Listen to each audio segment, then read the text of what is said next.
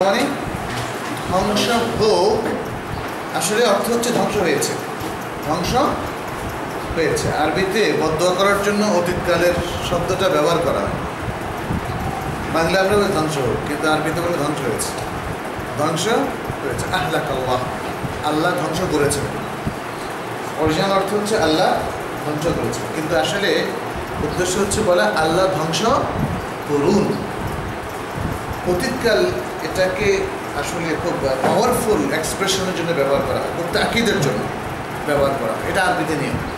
এই জন্য আল্লাহ তাআলা যেহেতু এখানে একটা খারাপ কথা বলেছেন আবু লাহাব সম্পর্কে, যেহেতু সে রাসূল সাল্লাল্লাহু আলাইহি ওয়াসাল্লামকে বলছে তাব্বান লাকা আলিহাদা তাআতানা, যে পাহাড়ের উপর ওঠার পরে যে তোমার ধ্বংস হোক, এই জন্য তুমি আমাদেরকে ডেকেছো, সবাইকে একসাথ করেছো। মানে যখন তিনি বললেন যে আমি তোমাদের জন্য একজন উলঙ্গ সতর্ককারী, উলঙ্গ সতর্ককারী এটা আরবি ভাষায় আন-নাদির আল-উরিয়ান।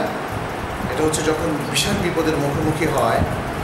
জাহিলি যুগে কত ধরনের কাস্টম ছিল, তার মধ্যে এটা একটা ছিল যে কোনো পুরুষ একজন তার শরীরের বস্ত্র সে শরীর থেকে আলগা করে সেটাকে এভাবে যখন পোড়াতে থাকতো, তখন মানুষ বুঝতো সামথিং রং অথবা ডেঞ্জারাস কিছু একটা, তখন সবাই একসাথে। কোনো কোনো যেমন উপজাতির মধ্যে আছে ডমডম ডম করে একটা বেল বাজায়, তখন সবাই একসাথে বোঝা যাচ্ছে যে কিছু একটা এখানে শুনতে আসতে হবে, তখন যেটি বলে নাদের রঙিন। তখন তিনি বলছেন যে আমি যদি বলি যে এই পাহাড়ের পেছনে একদম সৈন্য তোমাদের জন্য অপেক্ষা করছে, তোমরা কি বিশ্বাস করবে? তারা রাসূল সাল্লাল্লাহু আলাইহি ওয়াসাল্লামকে এতই বিশ্বাসী জানতো যে না, অবশ্যই বিশ্বাস করবে। তখন তিনি বললেন যে তাহলে আমরা তোমাকে এক আল্লাহ থেকে আহ্বান করছি, তোমরা আল্লাহকে ভয় করো। তখন আবু লাহাব বলল তাব্বান লাকা আলিহাদা দাআউতানা, আলিহাদা এই জন্যই কি দাআউতানা, আমাদেরকে তুমি ডেকেছ। আল্লাহ তাআলা তার উত্তরে এই সূরাটা নাযিল করলেন। এখানে তাব্বান, তাব্বাত আর তাব্বা দুটো শব্দ এসেছে, তাব্বাত আর তাব্বা। পার্থক্যটা কি কেউ বলতে পারে? তাব্বাত ইয়াদা আবি লাহাব ওয়া তাব্বা, একটা হচ্ছে মুজাক্কার আর একটা হলো মুয়ান্নাস। প্রথমটা হচ্ছে ফেমিনিন মুয়ান্নাস তাব্বাত, আর ওয়া তাব্বা এটা হলো মুজাক্কার। আমরা কিন্তু ওই যে ফ্রেজের মধ্যে পড়েছি, তাই না? ওয়া ইয়াফআলু হিয়া তাফআলু, যেভাবে এখানে তাব্বাত হিয়া তাব্বাত ওয়া তাব্বা। ইয়াদ আরবিতে আমাদের যে জোড়া জোড়া অঙ্গ প্রত্যঙ্গগুলো কিন্তু কমিয়ে বসাবে আরবিতে যতগুলো, যেমন আইন, আইন মানে চোখ, উযুন মানে কান, ইয়াদ মানে হাত, রিজলুন মানে পা। এই যে যেটা জোড়ায় জোড়ায় মানে যে অঙ্গ প্রত্যঙ্গগুলো, এগুলো প্রত্যেকটা শব্দ আরবিতে স্ত্রীলিঙ্গের শব্দ হিসেবে ব্যবহৃত। এই জন্য তাব্বাত ইয়াদা, তাব্বাত ইয়াদা মূলত ইয়াদানে ছিল, ইয়াদুন ইয়াদানে। ইয়াদানে মানে হচ্ছে কি বলেন তো, টপাটপ বলেন, গেস করেও বলেন, অসুবিধা নেই। দুই হাত, দুই হাত। আবি লাহাব, আবি লাহাব তো আবু লাহাবের নাম, তার কুনিয়া মূলত উপনাম। আবু লাহাবের দুই হাত ধ্বংস হোক, ধ্বংস হয়েছে, এটা হচ্ছে তার মূল অর্থ। কিন্তু এটা যেহেতু দোয়া, খারাপ দোয়া তার জন্য, তার মন্দ চাওয়া হয়েছে, সুতরাং আবু লাহাবের দুই হাত ধ্বংস হোক। ওয়া, ওয়া মানে কি? জি, এবং। ওয়া মানে হচ্ছে এবং। ওয়া দাব্বা, সে ধ্বংস হোক, তার দুই হাত ধ্বংস হোক, কারণ দুই হাত দিয়ে সে হয়তো পাথর নিক্ষেপ করেছিল বা কিছু একটা খারাপ কিছু করেছে। দুই হাতকে ফেমিনাইন অর্থে বলা হয়েছে, জি, এই কারণে ইয়াদা তাব্বাত, তাব্বাত। আর ইয়াদা মানে হুয়া, তাব্বা মানে সে নিজেও ধ্বংস হোক। তারপরে হচ্ছে মা আগনা, মা, মাটা এখানে নেগেটিভ ওয়ার্ড, মা মানি না, হ্যাঁ, মা মানি না।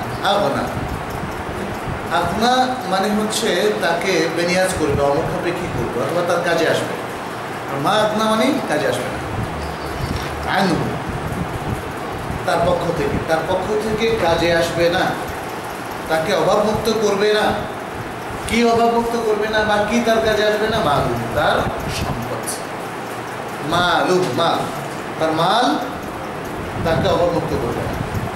অর্থাৎ তার মাল তার কোনো কাজে, মালের কাজে হচ্ছে অবমুক্ত করা। মাল আমাদের দারিদ্র্য বিমোচন করে, তার মানে হচ্ছে আমাদের অভাব মুক্ত করে, আমাদের নিড পরিপূর্ণ করে। এখানে বলছে তার মাল তার নিড পরিপূর্ণ করবে না, তাকে অভাবমুক্ত করবে না, অন্য কথা তার কোনো কাজে আসবে না। এই জন্য মা আপনার অনেকগুলো অর্থ এক এখানে দেখবেন এক এক অর্থ আছে। তাকে অবমুক্ত করবে না, তার কাজে আসবে না, ইত্যাদি। ওয়ামা কাসাব, সেকেন্ড মাটা হচ্ছে এখানে রিসিপ্রোকাল, হোয়াট হি আর্নড, এখানে নেগেটিভ অর্থ। সে যা অর্জন করেছে, কাসাব মানে অর্জন করেছে, আর্ন করেছে, সে যা অর্জন করেছে। এখানে মা কাসাব মানে যা সে অর্জন করেছে, তার মাল এবং যা সে অর্জন করেছে তার তার কোনো কাজে আসবে না। সায়াসলা, সা সা এটা বারবার আগে, বিশেষ করে মোদারে, আমরা তো মোদারের ফর্মটা আমরা শিখেছি, তাই না? ইয়াফ আলু, তাফ আলু, ইয়াফ আলানে, তাফ আলান ইত্যাদি যেটা শিখেছি। তার আগে সিন শব্দটা এসে সুনের অর্থ দেয়।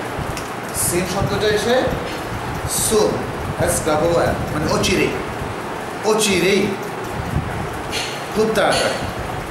ইয়াসলা আই ইয়াদখুলু, ইয়াদখুল শব্দটা আমরা মনে হয় ওয়ার্ড লিস্টে পড়েছিলাম না? ওয়া ইয়াদখুলু হিয়া তাদখুলু, আনতা তাদখুলু, আনতা তাদখুলিনা, আনা আদখুলু, নাহনু নাদখুলু। ইয়াসলা মানেও ইয়াদখুল, অচিরেই সে প্রবেশ করবে। ইয়াসলা, অচিরেই সে প্রবেশ করবে, নারান, অগ্নিতে, অগ্নিতে। নার এটা জাহান্নামের আরেকটা নাম। নার, অচিরেই সে নারে প্রবেশ করবে, অগ্নিতে প্রবেশ করবে। কেউ কেউ অর্থ করেছেন এর জন্যই জাহান্নামে প্রবেশ করবে, অচিরেই সে জাহান্নামে প্রবেশ করবে। কারণ জাহান্নামের পুরোটাই হচ্ছে আগুন আর আগুন। দাত লাহাব, লাহাব তার নামাবু লাহাব, হ্যাঁ। আর লাহাব, লাহাব মানে হচ্ছে এই যে আগুনের যে দাউ দাউ করে যে শিখাটা, এটা হচ্ছে লাহাব। শিখাযুক্ত, শিখাযুক্ত মানে এমন আগুন যার মধ্যে এরকম শিখাগুলো আছে, প্রচুর শিখা আছে, তাই না? আগুন যখন প্রবলভাবে জ্বলতে থাকে তখন তার শিখাগুলো উঁচু হয়ে ওঠে। এরকম শিখাযুক্ত বা শিখাওয়ালা জাহান্নামের আগুনে সে অচিরেই প্রবেশ করবে। ওমরা, এবং প্রবেশ করবে ওমরা। ইমরা মানে কি? ওয়া মানে হচ্ছে এবং, ইমরা মানে স্ত্রী, হু মানে তার, ওমরা এবং তার স্ত্রী।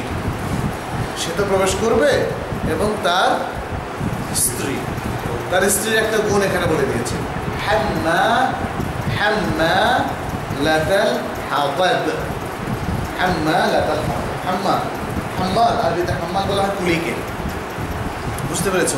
কুলিকে যে বোঝা বহন করে। হাম্মালা, হাম্মালুন ছেলেদের ক্ষেত্রে, আর হাম্মালাতুন মেয়েদের ক্ষেত্রে। এমনি সাধারণত কুলিকে বলা হয় হাম্মাল। আচ্ছা, হাম্মালাতুল হাতাব, আল হাতাব মানে হচ্ছে লাকড়ি, আল হাতাব মানে লাকড়ি। যে মহিলা লাকড়ি বহন করত, যে মহিলা লাকড়ি বহন করত।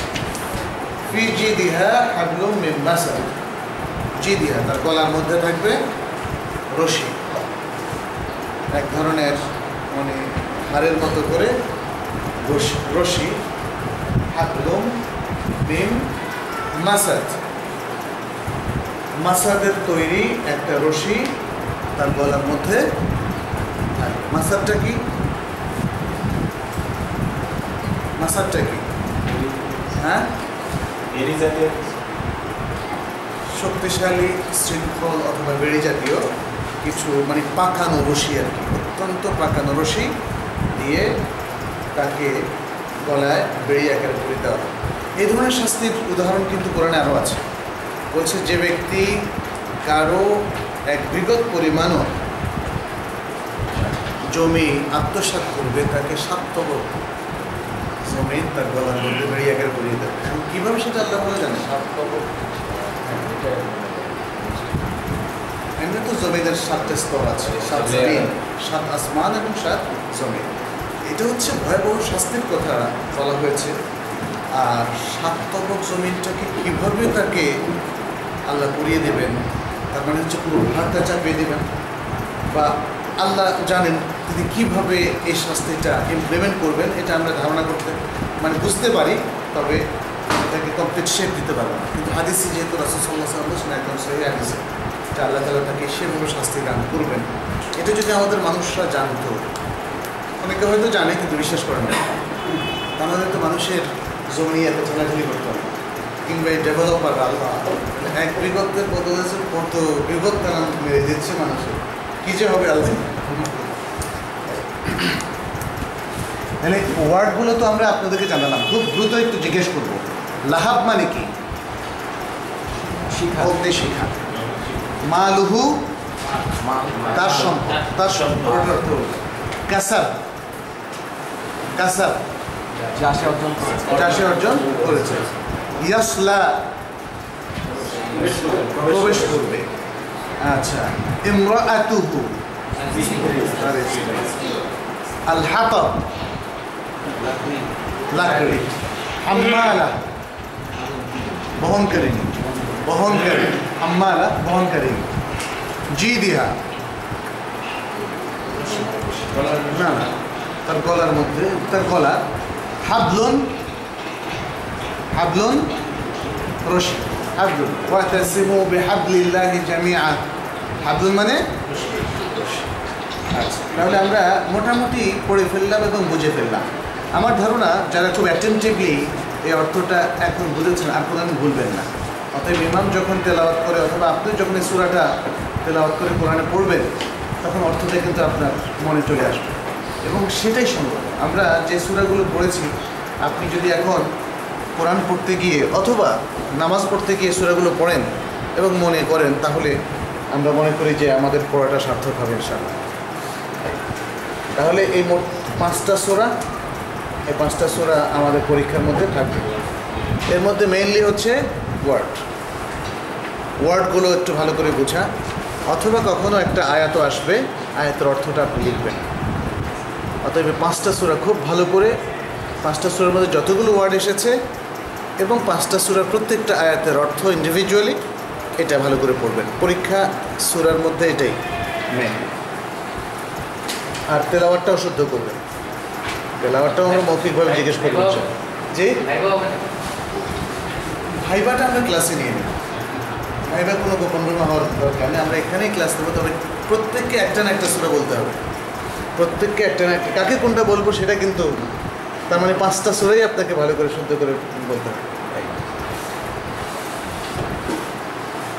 পরীক্ষা ছাড়া আসলে কোনো কিছুই পারফেক্ট হয় না, আর এই জন্য আল্লাহ তাআলা আমাদেরকে পরীক্ষায় ফেলেছেন। আচ্ছা, আমরা এবার ইয়েতে যাচ্ছি, ওয়ার্ড লিস্টগুলো একটু দেখি। আমরা সমস্যা একটাই, রেজাল্ট থাকে খুব তাড়াতাড়ি পাওয়া যাচ্ছে না, ছোটো ছোটো করে রেজাল্ট দিলে ভালো। আচ্ছা, আপনারা ইয়েতে আজকে আর কি কি অ্যাসাইনমেন্ট আছে, সবগুলো অ্যাসাইনমেন্ট কি কমপ্লিট করেছেন?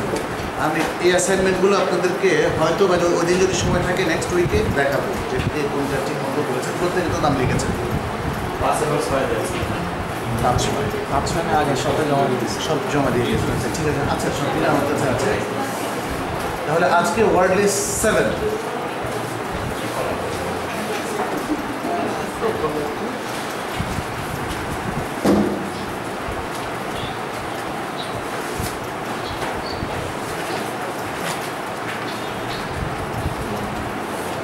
আচ্ছা, ওয়ার্ড লিস্ট 7।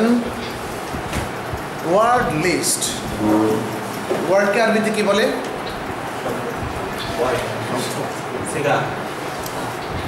সিগা, সিগা মানে ওয়ার্ড, এটা ঠিক আছে, তবে সাদা কালিমা, কালিমা এই শব্দটাই সবাই ইউজ করে। ওয়ার্ডকে আরবিতে বলা হয় কালিমা, আর লিস্টকে কাইমা, কাইমা, কাইমাতুল কালিমা, কাইমা, কাইমাতুন, কাইমা। আর ওয়ার্ড লিস্ট কাইমাতুল কালিমাত, কিন্তু এটা প্লুরাল, যেহেতু অনেকগুলো কালিমা এখানে, একটা কালিমার তো লিস্ট হয় না, তাই না? কিন্তু ইংরেজিতে আমরা ওয়ার্ডলেস বলি, কারণ ওয়ার্ডটা এখানে অ্যাডজেক্টিভ হিসেবে ব্যবহৃত হচ্ছে। লিস্ট কিসের লিস্ট? শব্দের লিস্ট। আর আরবিতে এসে এখানে হয়ে যাবে কাইমাতুল কালিমাতি, কাইমাতুল কালিমাতি, list of words, list of. আচ্ছা, রাকাম সাবা। ইদান আমরা এখন থেকে এই শব্দটা ওয়ার্ড লিস্ট বলবো না, আমরা বলবো কাইমাতুল কালিমাতি রাকাম সাবা। রাকাম মানে হচ্ছে নাম্বার, 7 নাম্বার। রাকাম সাবা, রাকাম, রাকাম সাবা, মিম, রা কফ মিম। যেমন কাম রাকমুক, তোমার নাম্বার কত? ক্যাম রাকমুক, আমরা অনেক সময় জিজ্ঞেস করি ক্যাম রাকমুক, অনেক সময় প্রত্যেকের একটা আইডি নাম্বার থাকে, তাই না? ক্যাম রাকমুক, ক্যাম রাকমুক ইত্যাদি। তাহলে রাকম সাবা, কাইমাতুল কালিমাত রাকম সাবা। طيب الكلمة الأولى الشد، الكلمة الأولى، أولى মানে কি? প্রথম। ওয়াহেদ হচ্ছে এক, কিন্তু প্রথমটা হচ্ছে উলা, উলা। আর সেকেন্ডটা হচ্ছে আথানি, আথানি। এখানে যেমন বলবো আল কালিমাল উলা মানে প্রথম কালিমাটা হচ্ছে আশাদ, তারপর হলো আল কালিমা আথানিয়া। কালিমা শব্দটা যেহেতু মুয়ান্নাস এর জন্য আথানিয়া বলছি আমরা। আল কালিমা আথানিয়া, হ্যাঁ এখানে কি আল কালিমা আথানিয়া? আস-সাবর, আল কালিমা আথানিয়া আস-সাবর। তৃতীয় শব্দ, এটাকে কি বলবো? শব্দটা তো জানিনি, শব্দটা হলো কি? আল কালিমা। আর তৃতীয় সালাসা হয়ে 3 হয়ে যায়, এখানে তৃতীয় আস-সালিসা, আস-সালিসা। আল কালিমা ইসনাইন থেকে হবে সানি, কারণ ইসনাইন মানে 2, আর এখানে হচ্ছে দ্বিতীয়, 2 থেকে দ্বিতীয়